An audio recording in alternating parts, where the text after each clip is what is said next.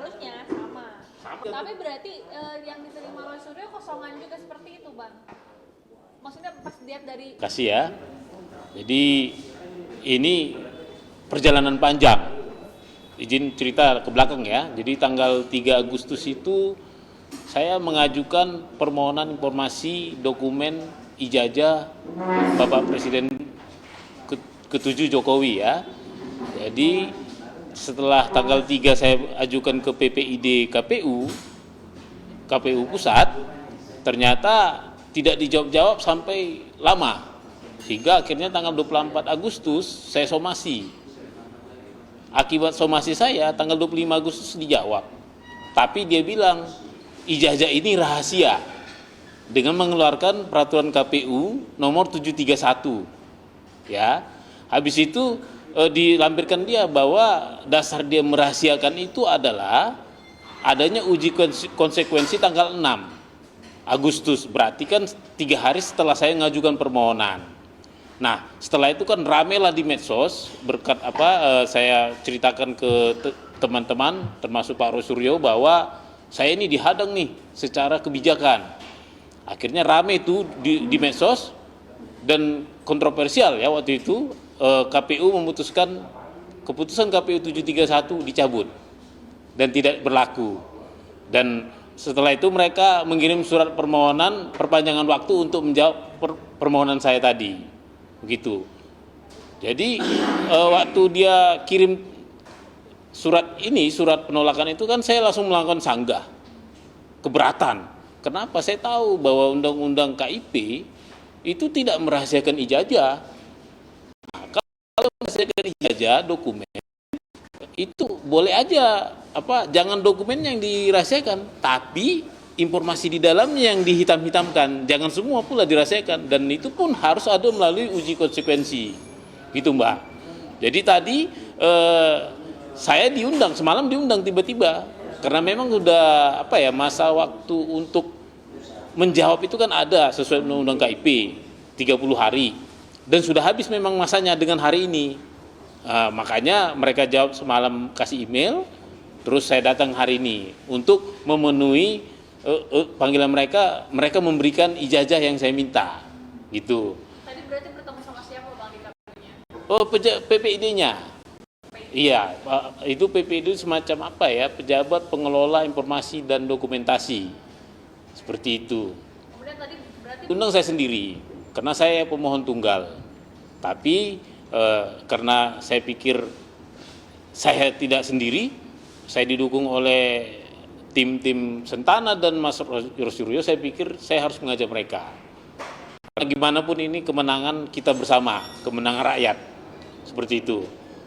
boleh Bang sebagai klarifikasi begitu ya biar lebih jelas lagi. Ini apa sih perbedaannya? Jadi memang gini, kalau saya kan aslinya S2 dan S3-nya kebijakan publik. Jadi saya berbicara kebijakannya. Kalau saya lihat, saya kan lama meneliti dulu ya. Saya teliti tim-tim RRT ya, Roy Suryo, Rismond, Tiba, kan mereka fokus pada ijazah asli, ya kan? Kalau saya sendiri kan selaku peneliti independen memahami bahwa ijazah asli itu pasti itu terkena undang-undang perlindungan data pribadi, dan itu satu-satunya di dunia yang dimiliki orang, dan saya rasa akan sangat susah kecuali pengadilan yang memutuskan harus diberi. Makanya saya berteori saya memakai undang-undang keterbukaan informasi publik dan undang-undang kearsipan seperti itu. Jadi metodologi saya jelas berbeda. Saya mengejar data primer, mereka mengejar data asli. Data primer ini adalah data yang fotokopi dari asli, ya, tapi dilegalisir, tapi fotokopi legalisir ini dikasih ke badan publik. Artinya ini barang publik, bukan barang pribadi. Jadi ini tidak boleh dilindungi oleh undang-undang perlindungan data pribadi. Karena saya minta seperti ini. Nah, indikasi tadi. Berarti ini adalah fotokopi dan legalisir dari dokumen ijazah asli. Benar, inilah satu-satunya. Untuk pertama kali dengan kebanggaan kita ya, rakyatnya menang, meminta ini susah banget. Saya meminta ini ke 8 kementerian, lembaga dan pemerintahan daerah. Ya. ini mengalami penolakan dan dramatisir tadi. Ini sempat dilindungi oleh peraturan keputusan KPU 731 tadi. Tapi berkat dicabutnya undang-undang itu dikasihlah ini. Itu pun sebenarnya saya minta tiga. Yang satu pertama adalah ijazah tahun 2014, yang kedua adalah ijazah tahun 2019. Yang kebetulan KPU bilang mohon maaf yang 2014 lagi dicari. Nah, ini yang 2019. Gitu.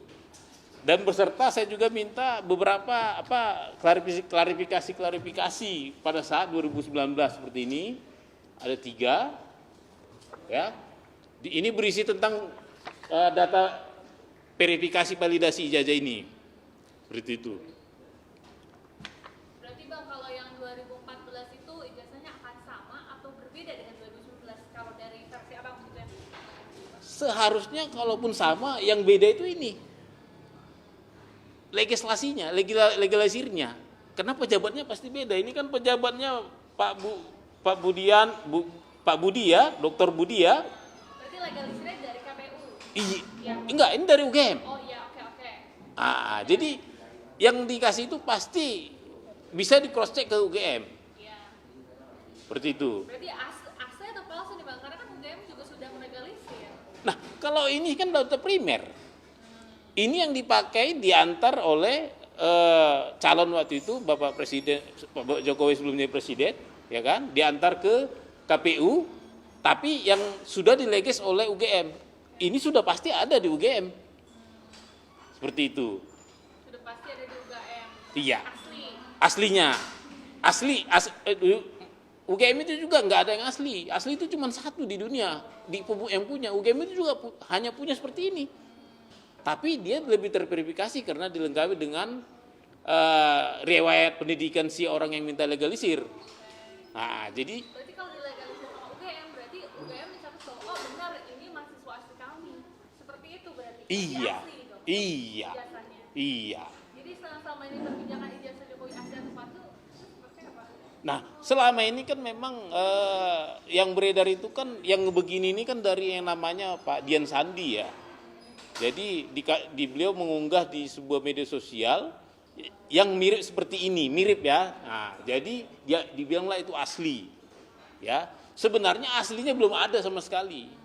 Ya, yang beredar itu kan versi Pak Dian Sandi yang belakangan juga kan dia bilang saya mengunggah itu dari teman. Artinya ini menyudutkan teman-teman yang disangkakan yang 12 orang itu. Nah, dengan keluarnya ini terbukti bahwa Pak Roy Suryo dan teman-teman yang lain itu tidak boleh dijerat. Kenapa? Ini barangnya sama persis. Jadi mereka tidak ada melakukan fitnah ya, pencemaran nama baik. Kenapa? Mereka kan selalu bilang mereka menganalisis dari yang begini. Nah, dengan sendirinya gugur. Kenapa? Ternyata benar kok mereka nggak salah. Terbukti yang dari Dian Sandi itu mirip seperti ini. Cuman ya kan, karena memang undang-undang keterbukaan informasi publik melindungi informasi sensitif itu dihitam-hitamin, dikosongkan. Ini kan dikosong. Kalau aslinya kan ada nomornya. Ini juga ada namanya, tanda tangannya, cuman dihitamin, disembunyikan. Meskipun ini masih kontroversi. Saya tanya tadi sama orang KPU-nya. Menurut undang-undang KIP, kalau mau dihitamkan satu item itu harus satu uji konsekuensi.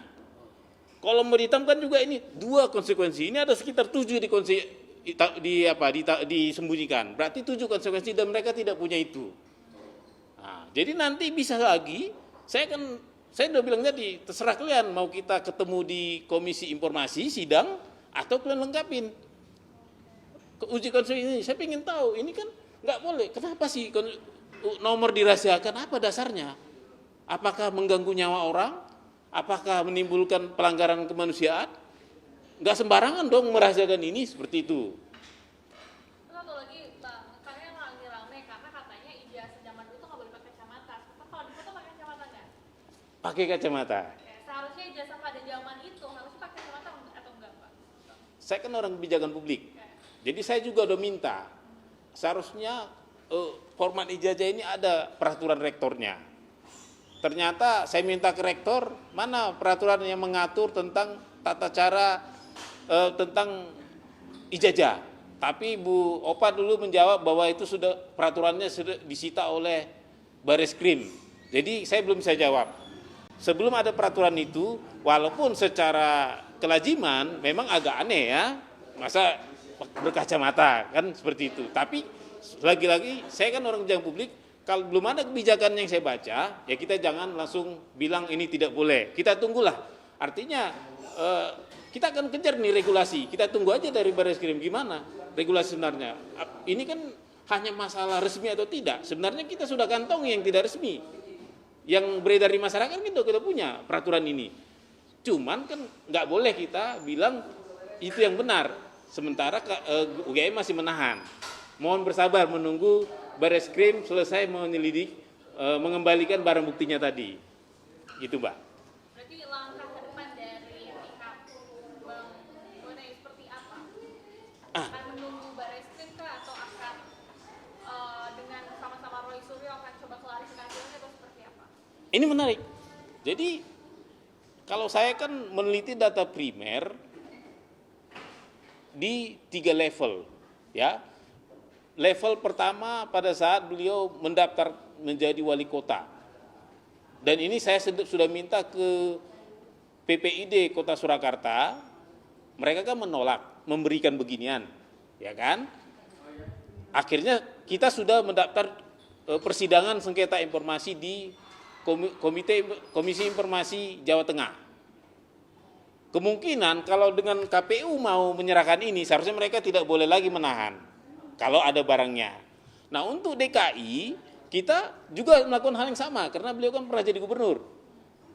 Dan ternyata Pemprov DKI juga menolak dengan alasan tidak menguasai. Padahal mereka sebenarnya bisa menggunakan daya paksa yang namanya Undang-Undang Kearsipan. Itu pidananya bisa 10 tahun bagi KPUD yang menahan. Karena Pak Arsip itu ijazah ini seharusnya ini sudah lewat dari masa statis. Seharusnya KPUD dengan sukarela menyerahkan ke lembaga kearsipan daerah. Ya, kalau dia tidak menyerahkan ini berarti dia melanggar undang-undang kearsipan daerah.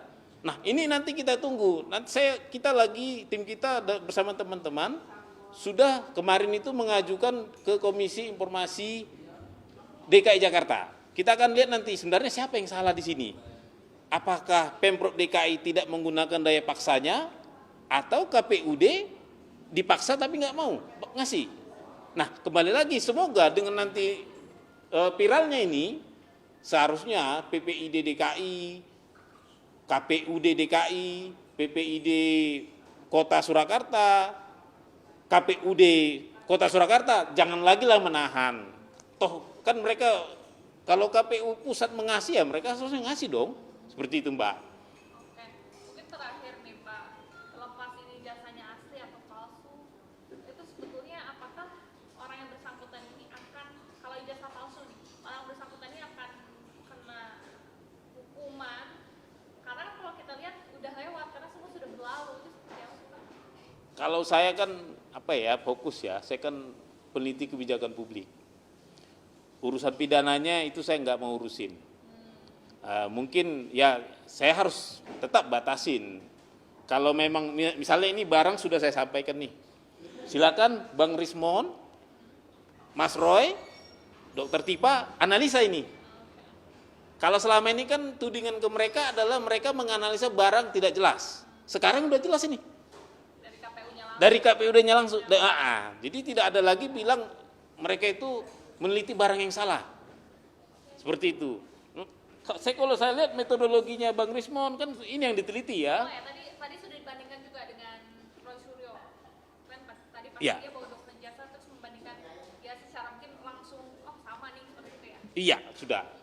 Jadi memang yang dikasih Mas Dian Sandi itu kader PSI, ya ini barangnya. Gak jauh beda. Gitu. Siap. Terima kasih Bang. Ya, sukses. Apa? Awalnya kan dia ngaku dari Jokowi. Tapi belakangan karena mau bilang bahwa timnya Roy Suryo CS Bung Dian Sandi mengupload ini ke medsos. Oke. Lantas datang tim Bang Rismon Ya, Mas Roy dan Pipa menganalisa yang dikasih itu. Bang Sandi dikasih Bang Iya. Sandi. Mereka jadi salah dong ketika Bang Sandi bilang itu nggak benar, itu bukan ijazah yang benar. Oh iya, dan Surakarta juga kasih. Iya. Dan harusnya sama. Sama. Tapi berarti yang diterima oleh Suryo kosongan juga seperti itu, Bang. Maksudnya pas lihat dari Ketika ada sesuatu yang tidak benar, kita suarakan.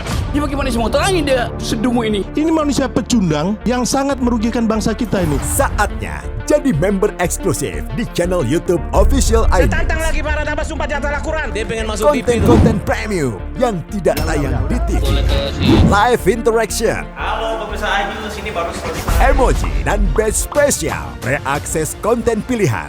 Klik YouTube Official iNews. Join member hanya Rp10.000 per bulan.